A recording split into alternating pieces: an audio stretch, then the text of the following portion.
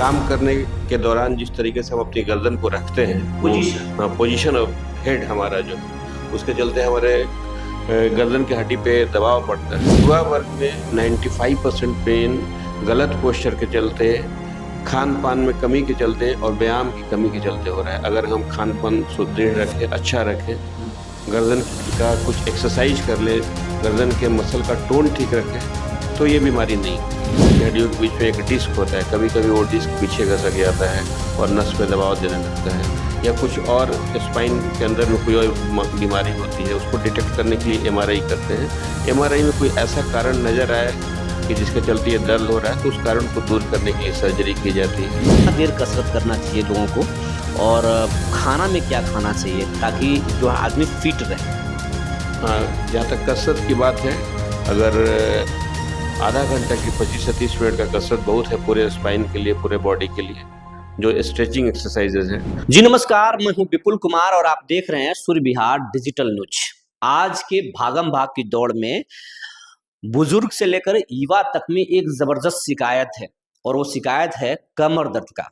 कमर दर्द और गर्दन दर्द के शिकार आज के युवा भी हो रहे हैं। इसके पीछे कई कारण हैं और ये समस्या बहुत भयावह रूप ले रहा है अपने देश में। और इस समस्या से, इस बीमारी से कैसे बचा जाए, ये बीमारी अगर हो गया तो इससे कैसे बच के निकल लिया जाए, इन तमाम सवालों पर आज हम अपने खास कार्यक्रम सेहत अड्डा में बात करेंगे बड़े ortho surgeon doctor Umesh Kumar ji से। सर, मेरे कार्यक्रम में आपका बहुत बहुत स्वागत है। Thank you Vipul ji, thank you. Sir, आज के डेट में जो है कमर दर्द की बहुत ज़्यादा शिकायत है, गर्दन दर्द का शिकायत है। पहले 50 साल की उम्र में ये समस्या होती थी, लेकिन आप देखा जा रहा है कि 22 साल की उम्र में, 25 साल की उम्र में, 30 साल की उम्र में ये समस्या हो जा रहा है, ये बीमारी हो जा रहा है। ये क्यों हो रहा है और इससे बचा कैसे जाए? पहली बात विपुल जी कि ये गर्दन दर्द और कमर दर्द दोनों स्पाइन से रिलेटेड है, हमारे जो मेरुदंड की हड्डी है उससे रिलेटेड है। दोनों के कारण कुछ अलग हैं और कुछ दोनों में कॉमन है। जैसे पहले हम गर्दन के दर्द की बात करें, तो युवा में गर्दन दर्द का सबसे बड़ा कारण पोस्चर है। आजकल की हमारी जिंदगी जीने के शैली में जो बदलाव आया है, जो पोस्चर हम लोगों ने नया अडॉप्ट किया है। पोस्चर गांव के लोग नहीं समझे। पोस्चर मतलब कि काम करने के दौरान जिस तरीके से हम अपनी गर्दन को रखते हैं, पोजीशन ऑफ हेड हमारा जो है, उसके चलते हमारे गर्दन की हड्डी पे दबाव पड़ता है। तो पोजीशन ऑफ हेड का बहुत इम्पैक्ट पड़ता है कि हमारे गर्दन की हड्डी में दर्द हो रहा है, नहीं दर्द हो रहा है, इस बात पे। तो पहले जो हम लोग का लाइफ स्टाइल था, वो आज के लाइफ स्टाइल से डिफरेंट था। खाना पीना डिफरेंट था। खाने पीने के चलते हम लोग गांव के का प्योर वेजिटेबल्स, मिल्क प्रोडक्ट्स मिलता था। हम लोग रोज सुबह शाम गांव में खेत पे टहलने जाते थे, खेलने जाते थे। इस वजह से स्पाइन के बगल का मसल जो होता है, पैरा सर्वाइकल मसल्स स्ट्रांग हुआ करते थे, उनका टोन अच्छा हुआ करता था। अब हम लोग ज्यादा काम टेबल पर बैठ के कर रहे हैं, गर्दन झुका के काम कर रहे हैं, जैसे पढ़ने लिखने का काम हो गया, कंप्यूटर का काम हो गया वगैरह। मोबाइल देख रहे हैं, आप एक ही पोजीशन मोबाइल देख रहे हैं। इस वजह से हमारे जो स्पाइन के बगल के मसल्स हैं, पैरा सर्वाइकल मसल्स, उनमें थोड़ा ज्यादा स्ट्रेन पड़ रहा है। ज्यादा स्ट्रेन पड़ने के चलते हम थोड़ा गलत पोस्चर अडॉप्ट कर ले रहे हैं, जिस वजह से नस में खिंचाव होता है और गर्दन में दर्द, उसके साथ साथ कभी कभी हाथ में दर्द आने लगता है। तो हम कट शॉर्ट में ये कहेंगे कि युवा वर्ग में 95% पेन गलत पोस्चर के चलते, खान पान में कमी के चलते और व्यायाम की कमी के चलते हो रहा है। अगर हम खान पान सुदृढ़ रखें, अच्छा रखें, गर्दन का कुछ एक्सरसाइज कर ले, गर्दन के मसल का टोन ठीक रखें, तो ये बीमारी नहीं होगी। अगर ये बीमारी हो गया तो फिर कैसे बचा जा सकता है? बीमारी हो जाने पर हम लोग को देखना पड़ता है किस कारण से बीमारी है। कोई बीमारी किसी रोग के चलते तो नहीं हो रही है आपको, तो इसके लिए हम लोग कुछ टेस्ट करते हैं। सबसे सिंपल टेस्ट एक एक्सरे, हम लोग सर्वाइकल स्पाइन का एपीलैटरल ऑब्लिक कराते हैं एक्सरे। हड्डी का पोजीशन देखते हैं कि हड्डी में कोई इन्फेक्शन तो नहीं है, कोई ट्यूमर तो नहीं है।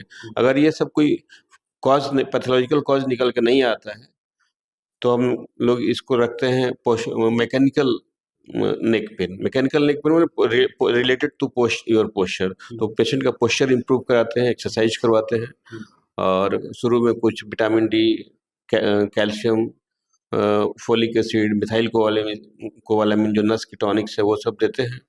पोस्चर मेंटेन किया जाता है।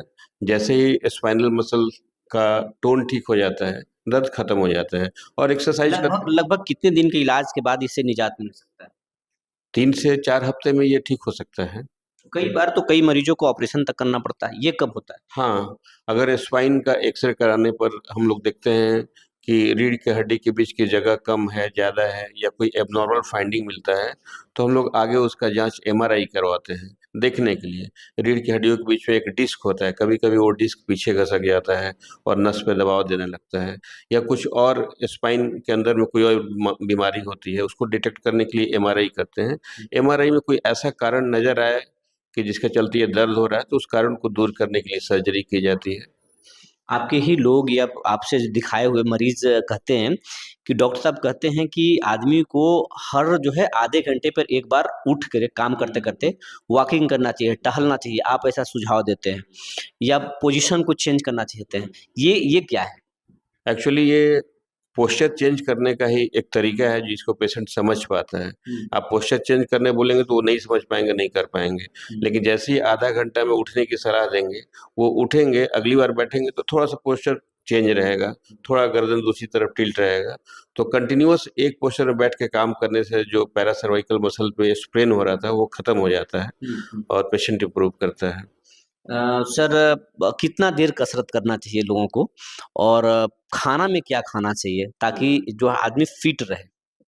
हाँ, जहाँ तक कसरत की बात है, अगर आधा घंटा की 25 से 30 मिनट का कसरत बहुत है पूरे स्पाइन के लिए, पूरे बॉडी के लिए, जो स्ट्रेचिंग एक्सरसाइज़ेज़ हैं। बाकी अपना कार्डियो एक्सरसाइज़ेज़ जो जिसमें हम लोग चलते-फिरते हैं, वो एक्सरसाइज़ अलग से है, लेकिन स्ट्रेचिंग आधा घंटा काफ़ी है, गर्दन दर्द के लिए, कमर दर्द के लिए।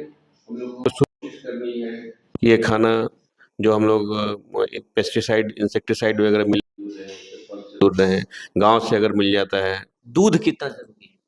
दूध कंट्रोवर्शियल चीज़ आजकल हो गया है। अच्छा, कैसे? पहले तो दूध कहा जाता था कि अमृत है, माँ का दूध सबसे बड़ा अमृत, उसके बाद दूध हम लोग पीते थे, वो भी अमृत के समान ही कहता था। लेकिन बहुत लोगों को आजकल अ, दूध से, मिल्क डेयरी प्रोडक्ट से लाइफ़स्टाइल में बदलाव के चलते एलर्जी होने लगा है। इस वजह से उससे वो डेयरी प्रोडक्ट से भी बहुत बहुत लोगों को एलर्जी के चलते बीमारियाँ हो रही हैं।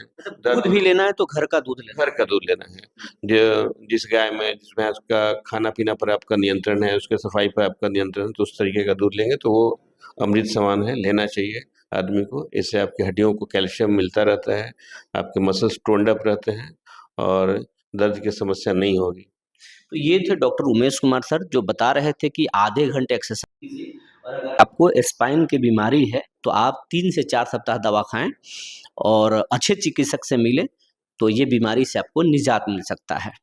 बने रहिए हमारे साथ, ऐसे ही डॉक्टर, ऐसे ही एक्सपर्ट से आपको लगातार मिलाते रहेंगे सेहत अड्डा में। फिर हम अगले सप्ताह एक नए डॉक्टर, नए शख्सियत के साथ आएंगे। तब तक के लिए धन्यवाद।